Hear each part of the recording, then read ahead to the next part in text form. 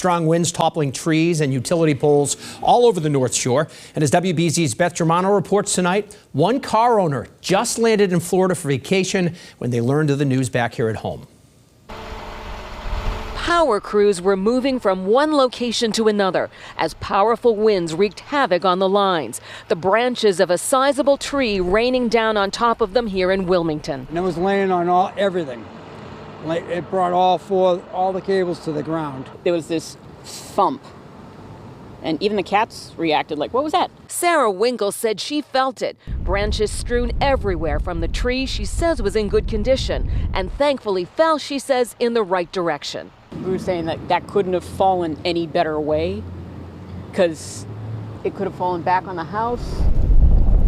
A testament to the power of the winds today, with crews working as quickly as possible to restring potentially dangerous lines. There's all kinds of danger. People could be walking on them or driving over them, and they're energized. Right now, what we're working on is de-energized.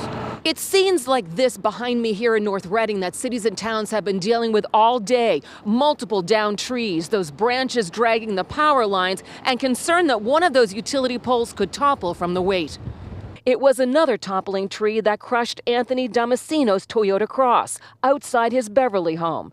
The old tree smashing through the roof, literally uprooted with not much left on the sidewalk. The problem is he had just landed for a family vacation when a neighbor sent him the startling photo. If I'm being honest, it's not even being frustrating or anything. It's just annoyed because it's like we make sure everything was good and all that stuff. Make sure that nothing is in the way for people to park on the street.